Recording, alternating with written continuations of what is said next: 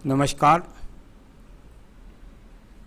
मेरे सामने 50 वर्षीय महिला हैं।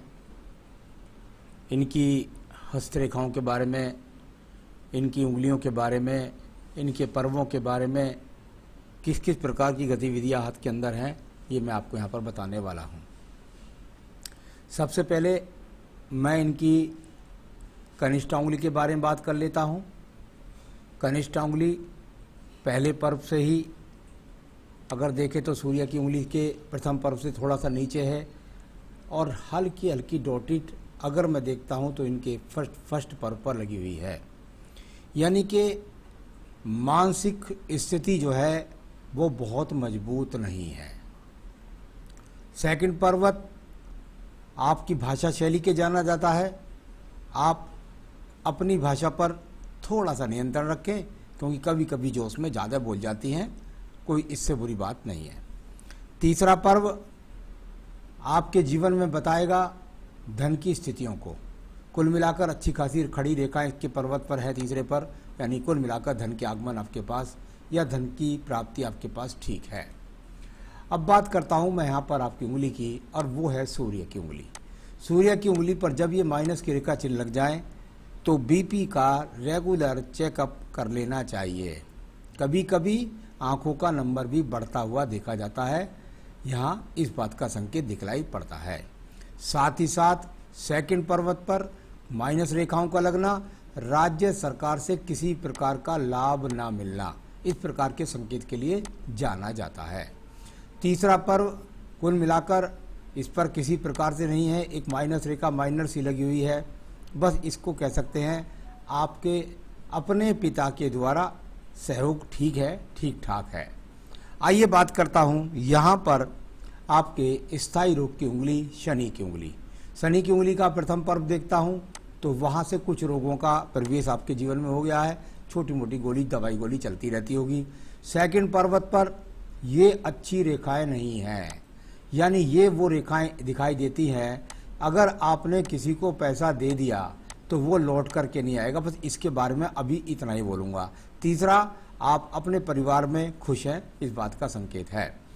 यहाँ पर बात करता हूँ आपकी बृहस्पति की उंगली के बारे में। फर्स्ट पर्व पर यहाँ पर भी कुल मिलाकर दिखाई देता है। बस भाषा शैली पर नियंत्रण रखिए। कोलेस्ट्रॉल, शुगर जैसी बीमारियाँ का जांच कराते रहिएगा, इस प्रकार का संकेत है। सेकंड पर्वत पर माइनस रेखा का लगना पति पत्नी के बीच में वैचारिक मतभेदों को बरताता है, यानी पति पत्नी के बीच में वैचारिक मतभेद के लिए ये रेखा जानी जाती है। उसका तालमेल आप बैठा करके रखिएगा। तीसरा पर्व यहाँ पर संतान से सुख सहयोग का है, वो पूरी तरीके से सम्मानित नजर आ रहा है। अब बात करता हूँ मैं आपके बुध पर्व के लिए, और उसके लिए मैं राइट हैंड को ज़्यादा फोकस करूँगा, क्योंकि आपकी वर्तमान की गति क्या चल रही हैं, यहाँ मुझे लगभग 35 की एज के बाद इस हाथ पर प्रकाश डालना पड़ता है। दोनों ही फोटो मेरे पास प्रोजेक्टर पर हैं, लेफ्ट भी राइट भी, इनको बताना शुरू करता हूँ। देखिए, अगर आप बुध पर्वत पर देखेंगे तो आपको छिटकती हुई रेखाएं, एक दूसरे के ऊपर रगड़ करके चलने वाली रेखाएं दिखाई देती हैं। जब इस प्रकार की रेखाएं हों तो ये समझ सकते हैं कि धन के आगमन है, और धन के आगमनों को स्थिर बनाने के लिए आप कोई गलत निर्णय ना लें जिससे आपका धन का नुकसान हो जाए। ऐसा इनसे तो धन के आगमन है, धन है आपके पास, उसको स्थिर बनाकर इस्तेमाल कीजिएगा। बात करता हूँ सूर्य पर्व पर। सूर्य का पर्व बहुत सारी आड़ी तिरछी रेखाओं पर जब कटने लगे तो ऐसा कह सकते हैं कि भाग दौड़ से लाभ ना होना, कुल मिलाकर सम्मान में कोई बहुत बड़ी प्रगति के संकेत यहाँ पर दिखलाई नहीं पड़ते हैं। जैसे आप कह देते हैं कि भाई मेरे पास में जो है जीवन में दुनिया में नाम और पैसा कमा पाऊंगी क्या, तो पैसे की तो बताऊंगा बाद में, लेकिन फेम के लिए देखा जाता है सूर्य पर्व को, और वो यहाँ पर ज़्यादा दूषित है, ऐसा कुछ दिखाई नहीं देता। अब बात करता हूँ यहाँ पर आपके पर्व की, और वो है आपका भाग्य का पर्व। भाग्य का पर्व और इस पर खड़ी रेखाएं, यानी कि धन के निरंतर आगमन की रेखाएं, आपके पास ठीक ठाक धन होगा बुढ़ापे में, जिससे आप अपना जीवन भाग्य रूपी रूप से सही तरीके से चला सकती है। तो इस प्रकार से बोल सकते हैं। अब बात करते हैं यहाँ पर बृहस्पति पर्व के बारे में। बृहस्पति का पर्व और जाकर के एक स्वतंत्र तो ब्रैकेट्स नहीं बनता, लेकिन चतुर्भुज यहाँ बनता है। जब ये चतुर्भुज बन जाए तो निश्चित रूप से संपत्ति के नाम का मकान आपका निश्चित रूप से होता है। यहाँ बीच की रेखा मुझे कुछ कम लग रही है, तो ये वाली कुछ कम लग रही है। अगर ये चतुर्भुज पूरा बन चुका होता है तो पैतृक संपत्ति आपके नाम पर, अगर ये और बन गया तो कोई बड़ा भवन आप अपने नाम से खरीदेंगी। इस प्रकार का संकेत है। कुल मिलाकर बहुत बड़े खराब कोई रेखा नहीं कह सकता, बृहस्पति आपका ठीक ठाक मौजूद है। आइए बात करता हूँ आपकी हृदय रेखा के बारे में। हृदय रेखा बहुत सारी रेखाओं से कट कट करके चलती रेखा है, यानी तो थोड़ा सा चलते हैं, फिर रुकते हैं, फिर चलते हैं, फिर रुकते हैं। जब इस प्रकार से कट कट करके हृदय रेखा चले तो मन के अंदर शांति नहीं रहती। कुल मिलाकर मन कहीं ना कहीं से दुखित रहता है, अशांत रहता है। इस बात को बताने वाली ये रेखा हृदय रेखा मानी जाती है। थोड़ा सा स्वास्थ्य भी, अपना स्वास्थ्य का भी ख्याल रखकर चलें। अब बात करता हूं मैं आपके निम्न मंगल पर्व के बारे में। निम्न मंगल पर्व कर्म रूपी रेखाओं के लिए जाना जाता है। अगर पर्व के अंदर की तरफ देखते हैं तो यहाँ पर बहुत सारी रेखाएं एक दूसरे को काट करके जा रही हैं, यानी वो रेखाएं बताती हैं कि यदि आपने कहीं पे प्रयास किया, किसी जगह प्रयास किया, तो निश्चित रूप से आपको उस प्रयास से सफलता नहीं मिलेगी और नुकसान हो जाएगा। तो क्योंकि पर्वत थोड़ा मंगल दब भी रहा है और यहाँ पर आड़ी तिरछी रेखाएं बहुत ज़्यादा काट करके भी मंगल के अंदर पर्वत में मौजूद हैं। अब बात करते हैं इसके बाद आपकी बुद्धि रेखा के बारे में। बुद्धि रेखा और थोड़ा सा दूर से निकले, इसमें से कुछ योजनात्मक रेखाएं ऊपर की तरफ भी देखती है, एक बुध पर्व की तरफ भी जाती है और सीधा रेखा आखिर में भी जाती है। अब इस तरह की बुद्धि रेखा को ऐसा तो नहीं कह सकते कि बुद्धि ठीक नहीं है। कुल मिलाकर बुद्धि ठीक है, थोड़ा आयु रेखा से अलग से शुरू होती है, यानी कि इसको ये बात कह सकते हैं कि अपनी भाषा शैली में कड़कपन होता है। जो कह दिया मैं करूँगा, उससे परिवार वाले माने न माने इस बात की चिंता ना करना।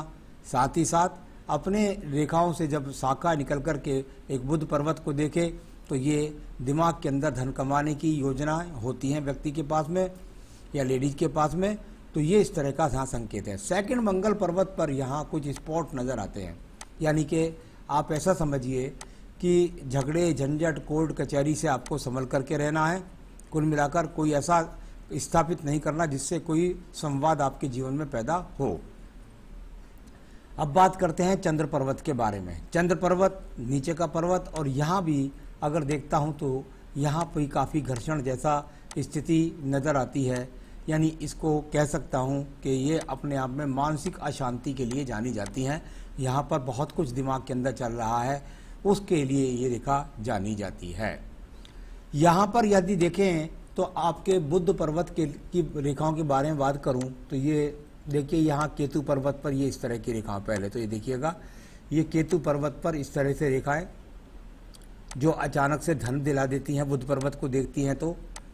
परंतु जब इस तरह से बिखराव में इतनी सारी रेखाएं बुध पर्वत पर हो जाएं तो कभी भी व्यापार के द्वारा अच्छी धन की प्राप्ति नहीं होती है। इसको इस प्रकार से आप पढ़ सकते हैं। थोड़ा सा क्योंकि केतु पर्वत पर जाते गतिविधि है तो स्वास्थ्य के प्रति भी ध्यान रखें। आइए बात करता हूं मैं आपकी भाग्य रेखा के बारे में। भाग्य रेखा और कुल मिलाकर थोड़ा परिवार से मजबूती, उसके बाद में थोड़ा दूर स्थान, और फिर उसके बाद ये लगातार आपके पास धन के स्रोत चलते हुए यहाँ पर डबलिंग रेखा भी साथ में है। तो इसका मतलब दो रास्तों से, यानी एक इनकम दूसरे रास्ते से भी आप कर पाने में समर्थ है, यानी कि नौकरी करें उसके साथ में कहीं दूसरी तरह से भी आगमन के स्रोत बन जाएं, इस तरह का।